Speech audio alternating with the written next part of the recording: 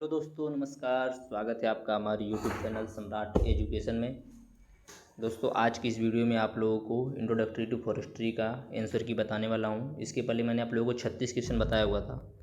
इस वीडियो में आप लोगों को 37 से लेकर 75 क्वेश्चन तक बताऊंगा, तो आप लोग वीडियो पूरा देखिएगा। वीडियो अच्छा लगे तो वीडियो को लाइक कीजिएगा, चैनल को सब्सक्राइब कीजिएगा, दोस्तों का शेयर कीजिएगा। पहला क्वेश्चन है नीम का परिवार है, मतलब नीम जो है किस फैमिली से है। तो नीम जो है वह मेलिएसी फैमिली से। ऑप्शन नंबर सी से हो जाएगा 37वें क्वेश्चन का। 38वां क्वेश्चन, वे पेड़ जो जीवन में केवल एक बार बीज पैदा करते हैं। ठीक है, तो क्वेश्चन है वे पेड़ जो जीवन में केवल एक बार बीज पैदा करते हैं वह कौन सा है। तो आप लोगों ने देखा होगा बबूल में बहुत सारा बीज निकलता है, सागौन में भी, नीम में भी। तो बांस जो है ऐसा पेड़ है जो कि जीवन में केवल एक बार ही बीज पैदा करता है। तो ऑप्शन नंबर ए सही हो जाएगा। अगला क्वेश्चन है 2024 में सटीक खेती को बढ़ाने के लिए कृषि वानिकी के साथ साथ किस तकनीक को एकीकृत किया गया था। तो एआई को भी किया गया, ड्रोन टेक्नोलॉजी को भी किया गया और जीआईएस को भी किया गया। तो वहाँ पे ऑप्शन नंबर डी से हो जाएगा। ठीक है, ये सभी। अगला है वानिकी में प्रबंधन कार्य शब्द का क्या अर्थ है। बोला है कि टेंडिंग ऑपरेशंस जो होता है उसका फॉरेस्ट्री में क्या अर्थ होता है। तो यहाँ पर कौन सा ऑप्शन से हो जाएगा, ऑप्शन नंबर सी से हो जाएगा। फसल अनुसंधान की स्थापना के बाद वनों की देखभाल और रख रखाव। ठीक है, ऑप्शन नंबर सी से हो जाएगा। Care and maintenance of forest after the establishment of the crop research. ठीक है, मतलब ऑप्शन नंबर सी से हो जाएगा 40वें क्वेश्चन का। 41वां क्वेश्चन है विश्व पृथ्वी दिवस कब मनाया जाता है। सॉरी, पृथ्वी दिवस कब मनाया जाता है। तो पृथ्वी दिवस 22 अप्रैल को मनाया जाता है। ऑप्शन नंबर डी से हो जाएगा। जो 41वें क्वेश्चन का ऑप्शन नंबर डी से हो जाएगा।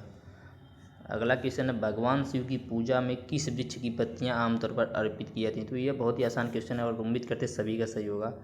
तो जब भगवान शिव की पूजा की जाती है तो वहाँ पर बेल का पत्ता चढ़ाया जाता है। ठीक है, बेल की जो पत्तियाँ होती है बेल के वृक्ष की, उसको चढ़ाया जाता है। ठीक है, अगला है नए वन क्षेत्रों में पेड़ों को ही विलीनीकरण करना क्यों आवश्यक है। ठीक है, देखिए जो आप लोगों को थोड़ा साफ नहीं दिख रहा होगा लेकिन मैनेज करिएगा, क्योंकि भाई फ़ोटो ऐसा आया है और आप लोगों को पता है कि फ़ोटो जो है बहुत ही मेहनत से मिलता है इसका। तो नए वन क्षेत्रों में पेड़ों को विरलीकरण करना क्यों आवश्यक होता है, ऐसा क्वेश्चन पूछ रहा है। तो पेड़ों की सघनता को कम करने और शेष पेड़ों को प्रकाश, पानी और पोषक तत्वों तक अधिक पहुंच प्रदान करने के लिए पेड़ों का विरलीकरण किया जाता है, थिनिंग किया जाता है। मतलब नज़दीक नज़दीक रहेगा तो उसको दूर दूर किया जाता है। ठीक है, तो 83वें क्वेश्चन का ऑप्शन नंबर 1 सही हो जाएगा। अगला 44वां क्वेश्चन, वन मापन में हिप्सोमीटर का उपयोग किस लिए किया जाता है। मैंने बताया हुआ था कि हिप्सोमीटर की यूज पेड़ की ऊंचाई मापने के लिए करते हैं। तो यहाँ पर ऑप्शन नंबर बी से हो जाएगा। हिप्सोमीटर का यूज पेड़ों की ऊंचाई मापने के लिए किया जाता है। 45वां क्वेश्चन है वनों का प्राथमिक पारिस्थितिक कार्य क्या है। बोला what is the primary ecological functions of forest. वनों का प्राथमिक पारिस्थितिक कार्य क्या है। तो कार्बन डाइऑक्साइड को अवशोषित करके पृथ्वी की जलवायु को नियंत्रित करना। ऑप्शन नंबर बी से हो जाएगा 45वें क्वेश्चन का भी। ठीक है, आगे देखते हैं 46वां क्वेश्चन, बेलनाकार वृक्ष के लट्ठे का आयतन निकालने का सूत्र क्या है। ठीक है, तो जब आपको आयतन निकालना होता है, वॉल्यूम निकालना होता है बेलनाकार किसी भी वस्तु का, तो जो सिलेंड्रिकल वस्तुएं होती हैं उनका यदि आप लोगों को आयतन निकालना होता है तो वहाँ पर कौन सा फार्मूला लगता है, पाई आर स्क्वायर एच। तो यहाँ पर आयतन बराबर क्या हो जाएगा, पाई आर स्क्वायर एच। ठीक है, आयतन बराबर pi r square h. Option number a यहाँ पर सही हो जाएगा। ठीक है, पाई गुणे त्रिज्या स्क्वायर गुणे ऊंचाई। ऑप्शन नंबर ए से हो जाएगा 46वें क्वेश्चन का। 47वां क्वेश्चन है कागज और लुगदी उपयोग में तेजी से विकास और उपयोगिता के लिए पेड़ की प्रजाति की व्यापक रूप से खेती की जाती है। किस पेड़ की प्रजाति की व्यापक रूप से खेती की जाती है। तो नीलगिरी की, जो यूकेलिप्टस की प्रजातियाँ होती हैं उनकी खेती बहुत ही व्यापक रूप से की जाती है कागज और लुगदी उपयोग में। ठीक है, अगला क्वेश्चन है 48वां। देखिए आप लोगों में से कुछ लोग होते हैं कि बोलते हैं, डायरेक्ट बोल देते हैं कि यह उत्तर गलत है। आप गलत क्यों बताते हैं, तो मैं आप लोगों को बता दूं, मैं जो बताता हूं बहुत सोच समझ के बताता हूं, बहुत ही सही बताने की कोशिश करता हूं। मेरे द्वारा बताया गया 99% क्वेश्चन होता है वह सही होता है। आप लोगों को गलत लगता है तो आप लोग गलत हो सकते हैं, यह बात नोट रखिएगा। ठीक है, और चलिए कोई दिक्कत नहीं है। कमेंट में आप लोग को यदि कोई किसी में कन्फ्यूजन तो आप लोग पूछ सकते हैं, लेकिन ये मत बोला करिए कि आप गलत क्यों बताते हैं। भाई देखो, मैं गलत बताने की कोशिश नहीं करता हूँ, मैं सोचता हूँ कि 100% सही बताऊँ, बट कुछ क्वेश्चन हो सकता है कि एक आध क्वेश्चन गलत हो जाए, ठीक है। तो उसमें कोई दिक्कत वाली बात नहीं, आप लोग को कन्फ्यूजन हो तो आप लोग पूछ सकते हैं। अगला क्वेश्चन 48वां क्वेश्चन, तने का निचला भाग जहाँ से मुख्य शाखाएं निकलती हैं वह क्या कहलाता है? तो बोल कहलाता है। जहाँ से मुख्य शाखा निकलती है उसको क्या बोलते हैं? बोल बोलते हैं। ऑप्शन नंबर 20 हो जाएगा यहाँ पर, ठीक है। 49वां क्वेश्चन है, यह अनुमान लगाया गया है कि वन उत्पाद जो होता है विश्व में जो जीडीपी में होता है उसमें लगभग अपना कितना योगदान देता है? बोल रहा है कि जो फॉरेस्ट प्रोडक्ट होता है वह कितना कंट्रीब्यूशन देता है जीडीपी में? तो 1%। ऑप्शन नंबर डी सही हो जाएगा 49वां क्वेश्चन का। अगला 50वां क्वेश्चन है, पुनर्वनीकरण के लिए प्रजातियों का चयन करते समय निम्नलिखित में से कौन सा मुख्य विचाराधीन प्रश्न होता है? केवल आर्थिक मूल्य, स्थानीय जलवायु, मिट्टी की स्थितियों के साथ अनुकूलता, केवल तेज विकास दर, सौंदर्य उपस्थिति। तो यहाँ पर ऑप्शन नंबर 20 से हो जाएगा, ठीक है। ऑप्शन नंबर 20 से हो जाएगा, स्थानीय जलवायु और मिट्टी की स्थितियों के साथ अनुकूलता, ठीक है। आगे देखते हैं 51वां क्वेश्चन, वृक्ष सुधार कार्यक्रमों का मुख्य उद्देश्य क्या होता है? जो वृक्ष सुधार कार्यक्रम होते हैं उनका मुख्य उद्देश्य क्या होता है? तो वृक्षों की वृद्धि, उपज और गुणवत्ता को बढ़ाना। ऑप्शन नंबर 20 से हो जाएगा, ठीक है। 91वें क्वेश्चन का ऑप्शन नंबर 20 से हो जाएगा, वृक्षों की वृद्धि, उपज और गुणवत्ता को बढ़ाना। अगला 52वां क्वेश्चन, कृषि वानिकी में कौन सी पद्धति वायु परिसंचरण को बेहतर बनाने और कवक रोग की घटनाओं को कम करने में मदद करती है? तो यहाँ पर भी ऑप्शन नंबर 20 हो जाएगा, छटाई और विरलीकरण, ठीक है।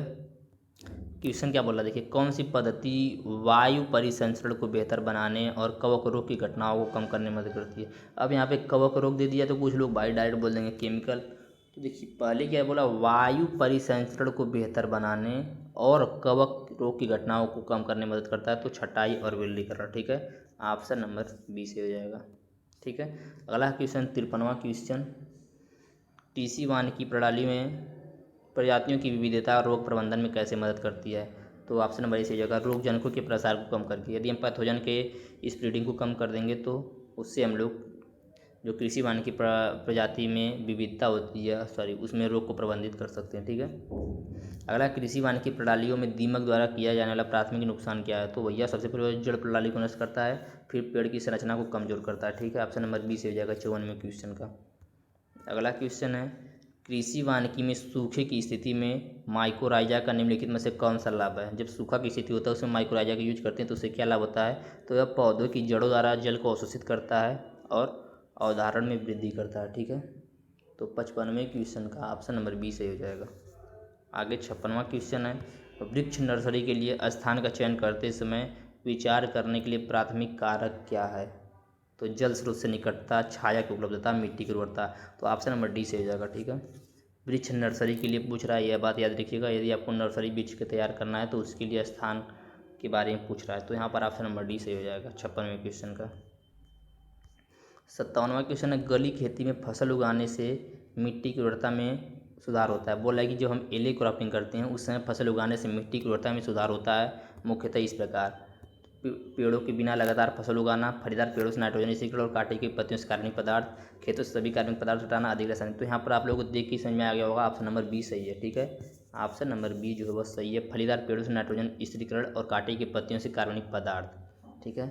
आगे 58वां क्वेश्चन है, इस पेड़ को गरीब आदमी की लकड़ी और हरा सोना के रूप में जाना जाता है। तो गरीब आदमी की लकड़ी और हरा सोना बांस को कहा जाता है, ठीक है। ऑप्शन नंबर डी से हो जाएगा 58वें क्वेश्चन का। 59वां क्वेश्चन है, कृषि वानिकी विकास और गैर सरकारी संगठनों की प्रमुख भूमिका निम्नलिखित में से कौन सी है? ठीक है, तो यहाँ पर ऑप्शन नंबर डी से हो जाएगा, ठीक है।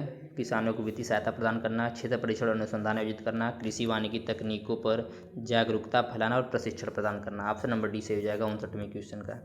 आगे 60वां क्वेश्चन है, एले क्रॉपिंग प्रणाली में यदि पंक्ति की दूरी 6 मीटर है और पेड़ों के बीच अंतर पंक्ति की दूरी 4 मीटर है तो प्रति हेक्टेयर पेड़ कितने लगाए जा सकते हैं? तो 417 पेड़, ठीक है। 417 पेड़, ऑप्शन नंबर ए सही हो जाएगा यहाँ पर भी। अगला क्वेश्चन है, कृषि वानिकी प्रणाली में फलीदार वृक्ष प्रति वर्ष प्रति हेक्टेयर कितने किलोग्राम नाइट्रोजन को स्थिर कर देता है? तो जो कृषि वानिकी प्रणाली होती है इसमें फलीदार जो वृक्ष होते हैं वह प्रति वर्ष कितने हेक्टेयर कितने किलोग्राम नाइट्रोजन स्थिर कर देते हैं भैया? तो 50 से 100 किलोग्राम। ऑप्शन नंबर बी से हो जाएगा 50 से 100 किलोग्राम। अगला है बोरियल वन को किस अन्य नाम से जाना जाता है? जो बोरियल वन होता है उसको किस अन्य नाम से जाना जाता है? तो टैंगा के नाम से, ठीक है, टैंगा के नाम से, TAIGA, ठीक है।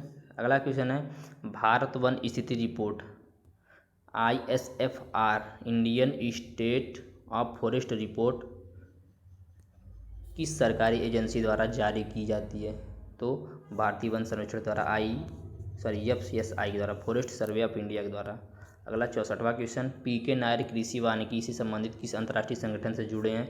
तो किस अंतर्राष्ट्रीय संगठन से जुड़े हैं PK नायर? तो ICRAF से। ऑप्शन नंबर सी से हो जाएगा।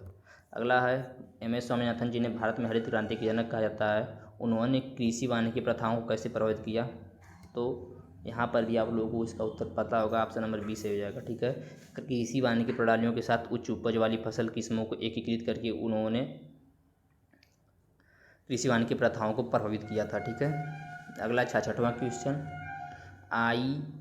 ICRAF के पूर्व महानिदेशक डेनिस गैरिटी को टिकाऊ भूमि प्रबंधन के लिए किस कृषि वानिकी आधारित अभ्यास को बढ़ावा देने के लिए जाना जाता है? तो सदाबहार कृषि, ठीक है, evergreen agriculture. Option number B से हो जाएगा यहाँ पर भी। अगला क्वेश्चन है 67वां, बरगद के पेड़ का वानस्पतिक नाम क्या है? तो बरगद का जो पेड़ होता है उसका वानस्पतिक नाम क्या होता है? फाइकस बेगलेंसिस, ठीक है, फाइकस बेगलेंसिस या फीकस बेगलेंसिस बोल सकते हैं, ठीक है। ऑप्शन नंबर बी सही हो जाएगा। आगे 68वां क्वेश्चन, एक भूमिगत वनों के फूले हुए भाग, एक भूमिगत तने के फूले हुए भाग जो जमीन के ऊपर बढ़ते हैं, कौन सा इनमें से? तो कोरम्स है। ऑप्शन नंबर सी से हो जाएगा, कोरम्स, ठीक है। 68वें क्वेश्चन का ऑप्शन नंबर सी से हो जाएगा, कोरम्स। अगला क्वेश्चन है एग्रो फॉरेस्ट्री सिस्टम में एक नर्सरी में मदर बेड के बीच आदर्श रिक्ति क्या रखते हैं? तो 50 से 60 सेंटीमीटर। ऑप्शन नंबर डी से हो जाएगा, 50 से 60 सेंटीमीटर। अगला क्वेश्चन है कटहल के पेड़ का वानस्पतिक नाम क्या है? तो ये आप लोगों को पता होगा भाई, कटहल के पेड़ का वानस्पतिक नाम क्या होता है? ऑप्शन नंबर यहाँ पर एक सही हो जाएगा, Artocarpus heterophyllus, Artocarpus heterophyllus. Option number एक सही हो जाएगा। चलिए चलते हैं अगले क्वेश्चन पर। बोला है उस पेड़ का वानस्पतिक नाम क्या है जिनके तहत गौतम बुद्ध ने आत्मज्ञान प्राप्त किया था? तो आप लोगों को पता होगा गौतम बुद्ध को पीपल के पेड़ के नीचे ज्ञान की प्राप्ति हुई थी, बोध गया में बोधि वृक्ष के नीचे, जिसको जो कि पीपल का पेड़ है। तो यहाँ पर इसका बोटेनिकल नेम पूछा है, तो क्या हो जाएगा बोटेनिकल नेम? फिकस रिलियोसा, ठीक है, फिकस रिलियोसा। ऑप्शन नंबर ए से हो जाएगा। अगला क्वेश्चन है वनस्पति प्रसार क्या है? देखो बीज के माध्यम से करेंगे तो बाइसीड हो जाएगा, बीजाणु द्वारा करेंगे तो भी अलग है, ठीक है, परागण के माध्यम से करेंगे तो भी। ऑप्शन नंबर बी यहाँ से हो जाएगा। वेजिटेटिव पूछा है तो वनस्पति की भाग जैसे तना, जड़ और पत्तियों के माध्यम से यदि हम लोग किसी चीज़ को उगाएंगे तो उसको बोलते हैं वेजिटेटिव प्रोपागेशन या वनस्पतिक प्रसार, ठीक है। अगला 73वां क्वेश्चन, उष्णकटिबंधीय सदाबहार वनों के बारे में निम्नलिखित में से कौन सा सही है? बोला है इनमें से कौन सा सही है उष्णकटिबंधीय सदाबहार वन के बारे में? उनके पास एक अलग शुष्क मौसम है, वे पर्णपाती पेड़ों पर हावी होते हैं, वे उच्च वार्षिक वर्षा और घनी वनस्पति का अनुभव करते हैं। तो यहाँ पर 73वें क्वेश्चन का ऑप्शन नंबर सी से हो जाएगा, ठीक है। आगे 74वां क्वेश्चन, अंतर्राष्ट्रीय वानिकी और राष्ट्रीय कृषि वानिकी दिवस क्रमशः मनाया जाता है, ठीक है। देखिए पहले अंतर्राष्ट्रीय वानिकी दिवस पूछा है, फिर राष्ट्रीय कृषि वानिकी दिवस पूछा है। तो अंतर्राष्ट्रीय 21 मार्च, वानिकी दिवस जो होता है, राष्ट्रीय कृषि वानिकी दिवस जो होता है वो 8 मई, ठीक है। देखिए अंतर्राष्ट्रीय वानिकी दिवस पूछा, फॉरेस्ट्री डे पूछा और फिर एग्रो फॉरेस्ट्री डे पूछा है, तो दोनों में अंतर याद रखिएगा। अंतर्राष्ट्रीय वानिकी दिवस 21 मार्च और राष्ट्रीय कृषि वानिकी दिवस जो होता है 8 मई। ऑप्शन नंबर ए यहाँ पर सही हो जाएगा। आगे 75वां क्वेश्चन है, किस भारतीय राज्य ने 2024 में एग्रो फॉरेस्ट्री को बढ़ावा देने के लिए हर फील्ड बाउंड्री पर पेड़ पहल की शुरुआत की थी? तो उत्तर प्रदेश ने, ठीक है। तो यह टोटल आपके 75 क्वेश्चन थे जो कि मैंने आप लोग को सॉल्व करा दिए। इसके पहले मैंने आप लोग को 36 करवाए थे, इस क्वेश्चन में मैं 37 से लेके 75 क्वेश्चन तक पूरा बताया हूँ। उम्मीद करते हैं आप लोगों को सभी क्वेश्चन अच्छे समझ में आया होगा कि क्या पूछा है, और वीडियो भी अच्छा लगा होगा। वीडियो अच्छा लगा तो वीडियो को लाइक कीजिएगा, चैनल को सब्सक्राइब कीजिएगा, अपने दोस्तों पर शेयर कीजिएगा। धन्यवाद, जय हिंद। अगले सब्जेक्ट का वीडियो भी आप लोग हमारे चैनल से देख सकते हैं, डिस्क्रिप्शन में उसका लिंक मैं दे दूँगा। Thank you, bye bye, tata, all the best.